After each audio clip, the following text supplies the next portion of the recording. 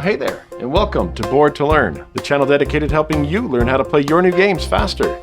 My name is Kent, and today we're looking at Qwirkle, a pattern-building abstract strategy game for 2 to 4 players. So, meet me at the table, and we'll get started.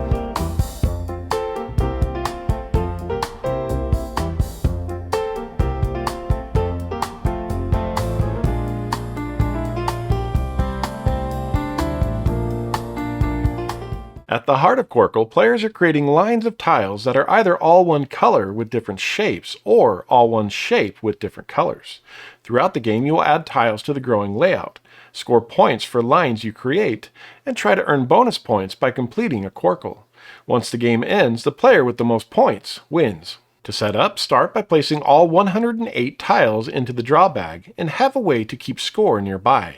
Give each player a rack, then have each player draw 6 tiles from the bag and place them on their rack, so only they can see them.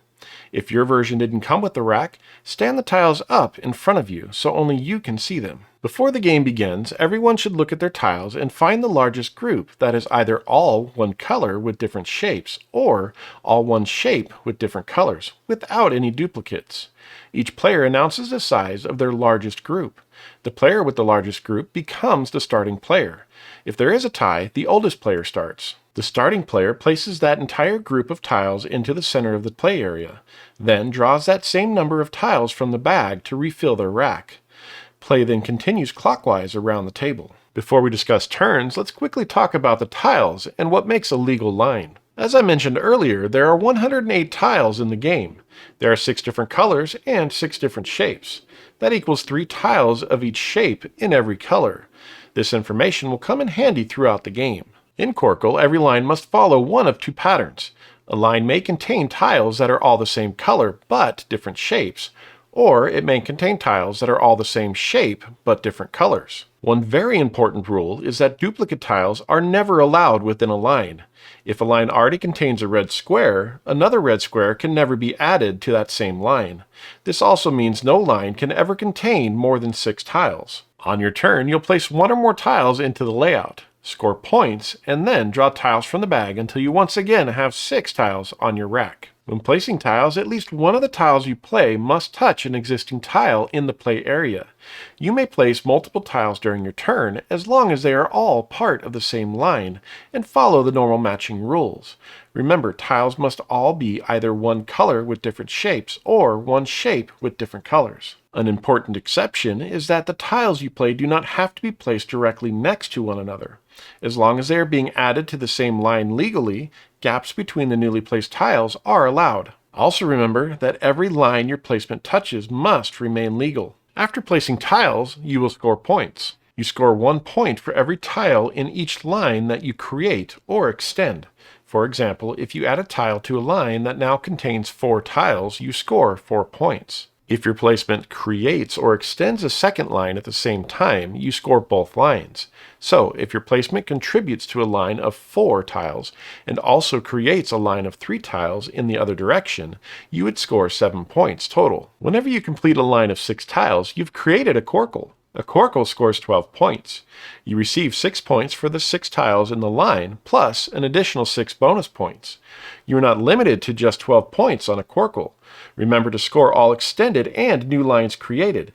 It is possible to score a double Qwirkle or higher on a turn, so pay close attention to the tiles that you place on each turn. Let me offer a few helpful tips.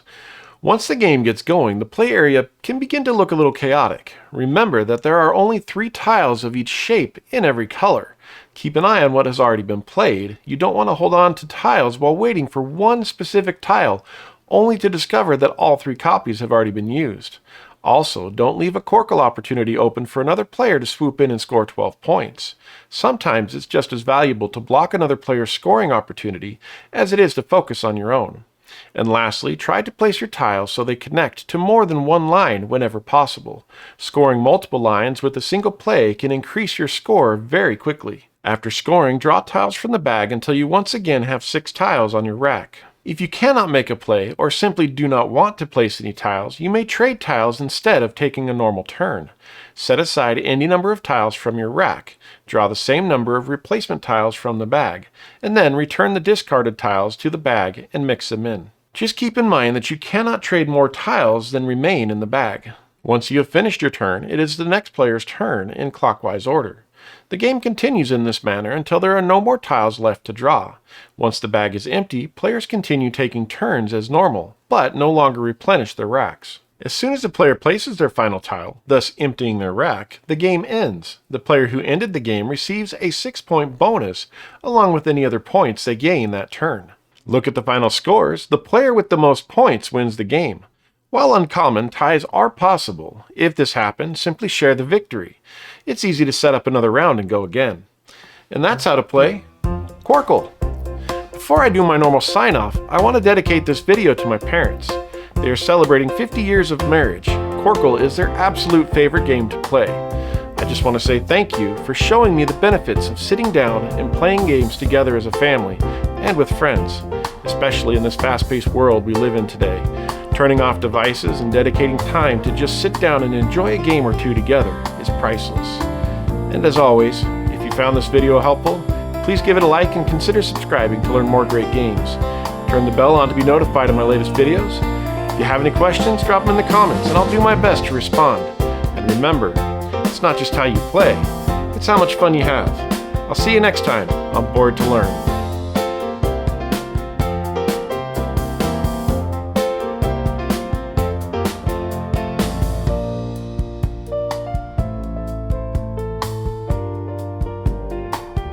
Before we discuss turns, let's Qwirkle.